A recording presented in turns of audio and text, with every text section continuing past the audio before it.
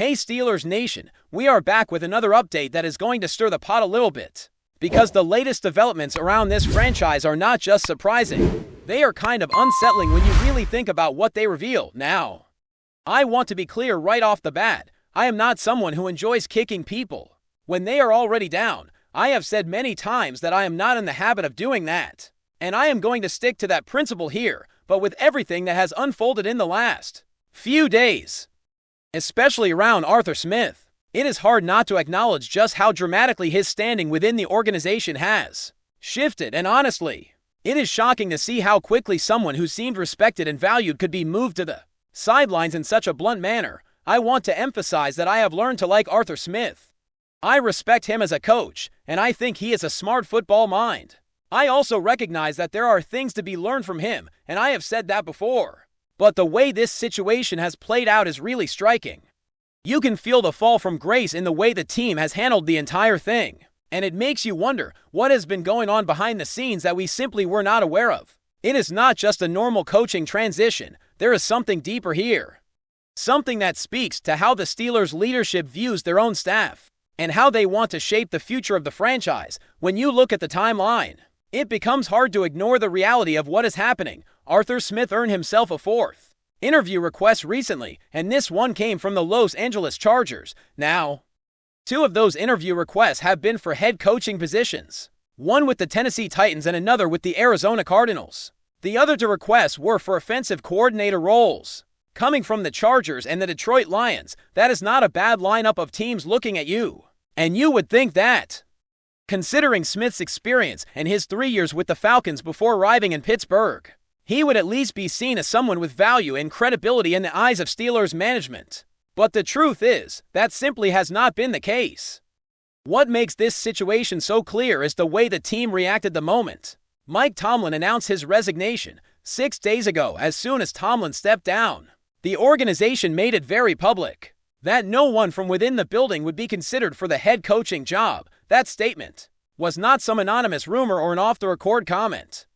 It was delivered directly by Art Rooney at a press conference, plain and simple. Boom, like that. No in-house candidates, period. Now, when you think about it, the only person who even remotely fits the criteria of being qualified for that job inside the organization would have been Arthur Smith. So what Art Rooney was essentially saying was, no, not him. And that is a pretty hard pill to swallow when you realize what that implies. Because let's be honest, this decision could not have been made with any meaningful input from Mike Tomlin, who was already out the door. So if Tomlin had no influence in this, the only people left to have shaped this choice were Rooney, Omar Khan, and possibly Andy Weidel. That means the message being sent is not just about a coaching change. It is a direct reflection of how the top leadership views Smith's performance and his future with the team. There is no other way to interpret it. It is not a subtle message. It is not a hidden sign. It is a clear declaration. They do not see him as part of the future. And that is a brutal reality to accept, especially for a coach who has been under contract and who has put in work for the team. And here is where it gets even more interesting. Since Smith is still under contract, the reason other teams have to request interviews with the Steelers is because the organization still has control over his availability. It is not like he is free to leave whenever he wants. That alone suggests that the Steelers do not want him to continue doing the job he has been doing. They are willing to entertain other teams asking for him, but they are not willing to keep him in the role. In a normal world, this would be a major headline. This would be something everyone would be talking about nonstop, but the reality is, it has been largely buried in the noise of the Tomlin resignation, which has completely dominated the conversation. People are still trying to process the fact that he is no longer here. So this development has not gotten the attention it deserves. Even so, I find this situation fascinating because it reveals so much about the Steelers' approach to coaching and organizational structure. They have always had a pattern of prioritizing the full term of a contract above almost everything else, especially when it comes to in-season decisions. They seem to operate under the idea that contracts are sacred and that the team will ride out the term no matter what, even if the results are not what anyone expected. It is a strange philosophy, and it is one that has shaped the franchise for a long time. But when you look at what happened with Arthur Smith, it raises a very simple question. If they did not like what he was doing during the season, Why did they not take action at some point during that year? Or even earlier? Because the truth is, nothing that happened last season should have come as a complete surprise. The Steelers knew what they were getting. They saw the patterns. They saw the struggles. So why wait until the end, or wait until the head coach leaves? To make it clear that they had no interest in keeping him. It is the kind of situation that I am going to file away in my mind as a reference point for the future. When someone asks why the Steelers kept a coach around even though he was not performing, I will be able to point to this exact example. They have done it before. They have kept coaches who were clearly not the right fit, and they have hung on to them for the sake of contracts, or stability, or some internal philosophy that values consistency over change.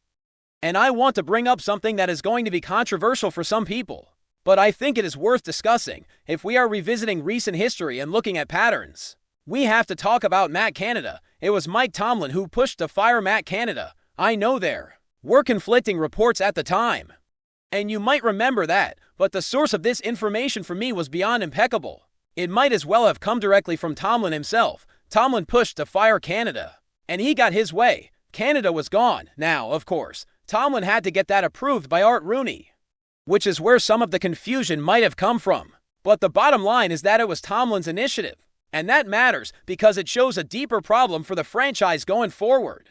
Even in a situation where a coordinator was clearly struggling, the decision to make a change was not made by the owner or the front office until it was forced. That is a pattern that is not just frustrating, it is a real issue for the Steelers moving forward, especially if Art Rooney continues to be the one in charge. He is 73 years old. And this is not a small detail. The patterns under his leadership are deeply entrenched. And if you listen carefully to what he said 6 days ago, you can tell he is not in the mindset of using this moment as a major reset for the team or for how the organization does business. So what does all of this have to do with the ongoing head coaching search that is dominating the headlines? Well, it has everything to do with it. Because when you look at how the leadership has handled the situation with Arthur Smith, it makes you wonder what kind of decision-making process is really happening behind closed doors. And as for me, I want to be inspired by the next hire. I want to feel like the franchise is moving forward, that the team is taking a step in the right direction.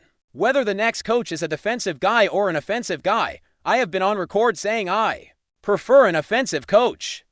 But that is not the main point. The main point is that I want to feel like there is a vision, a plan, and a direction. And the reality is, I am not sure I have much reason to feel inspired yet. At least not based on what has been publicly shown so far. The list of candidates has grown, and the names keep piling up. Just yesterday, Mike McCarthy was added to the list, and now there are 9 candidates in total. That is a lot of options, and on the surface, it might seem like the team is casting a wide net, but I am not convinced that quantity alone equals quality.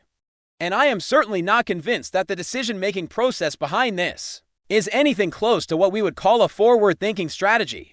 I want to feel like the next coach is going to be a real step forward, not just a replacement for the sake of filling the vacancy. And I want to feel like the front office is actually willing to take a risk, to choose someone who might not be the safe choice, but who has the potential to bring a new identity to the team. Because the Steelers have been stuck in this cycle for a long time. And if you are honest with yourself, you can see that the franchise has been relying on the same patterns for too long. The question is whether the next hire will represent a shift away from that, or just more of the same, and this is where the deeper issue comes in. Because the way the organization has handled the coaching situation in recent years suggests that accountability is not something that is taken seriously in the front office. It is almost as if there is an unspoken rule that coaches and coordinators are allowed to operate with a certain level of freedom, even if the results are not there.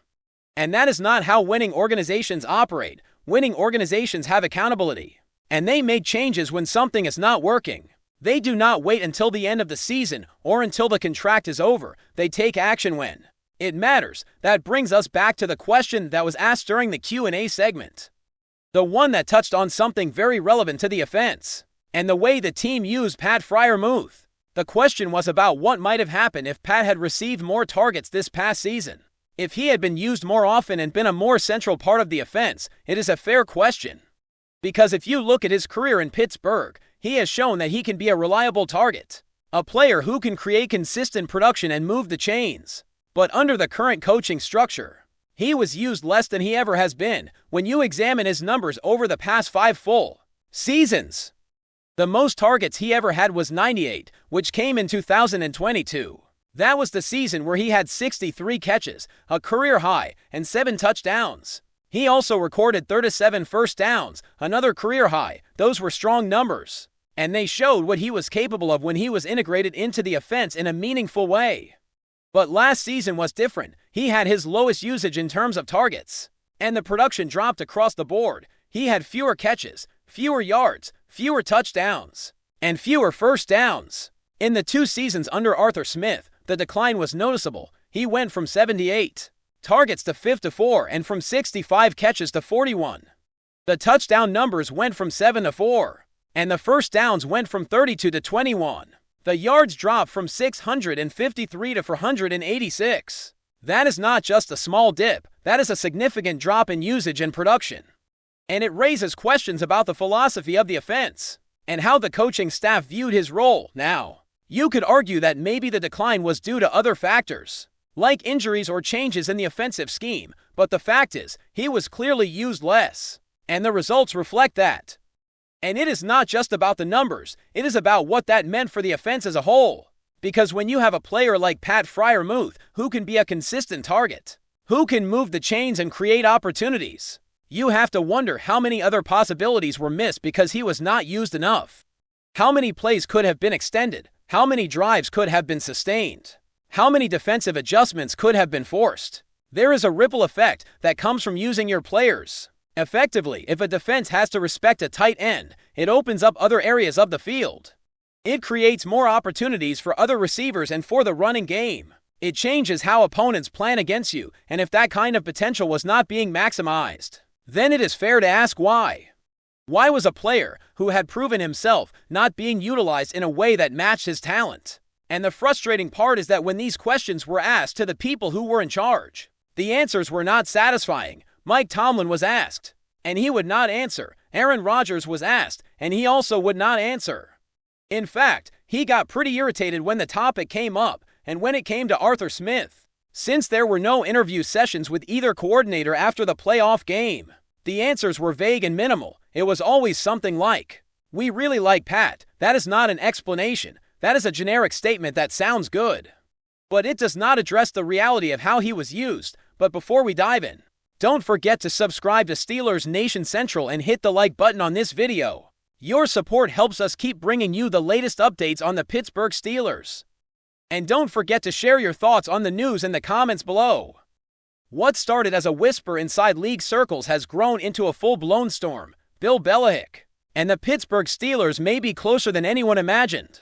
According to sources familiar with the situation, the legendary coach has already given a quiet yes to the idea of leading the franchise, igniting one of the most intriguing rumors the NFL has seen in years. Nothing is signed, nothing is official, but the mere possibility has shaken front offices across the league. Belichick's name has long carried weight on its own, yet the Steelers' angle adds another layer of intrigue. Pittsburgh is known for stability, patience, and tradition, values often associated with Belichick himself. Insiders suggest that preliminary conversations have gone beyond casual interest, touching on control, structure, and long-term vision. That alone would be enough to dominate headlines, but the real shock comes from an unexpected detail involving the University of North Carolina. Sources indicate that Belichick's potential agreement includes a unique bridge with UNC, one that would allow him to influence or collaborate with the college program in ways rarely seen for an NFL head coach. The idea reportedly centers on shared analytical resources, scouting philosophies, and a developmental pipeline that blurs the traditional line between college football and the professional game. Around the league, executives are said to be stunned, viewing the concept as either visionary or dangerously disruptive. The Steelers, for their part, are believed to be intrigued rather than alarmed. The franchise has always valued innovation as long as it aligns with its identity. Belichick's camp, meanwhile, appears motivated by legacy. After decades of redefining success, the coach may be looking for a final chapter that goes beyond wins and losses, one that reshapes how football organizations think about development and knowledge sharing. For now, everything remains in the realm of speculation, yet the combination of Belichick, the Steelers, And a bold UNC connection has already altered the conversation around the league. Even if the deal never materializes, the rumor alone suggests that the next move by one of football's most influential minds could change the sport in ways few anticipated. That's it for this update. If you enjoyed the video and want to keep receiving exclusive news about the Pittsburgh Steelers, make sure to subscribe to Steelers Nation Central and give this video a like. We always look forward to hearing your comments and opinions. See you in the next video.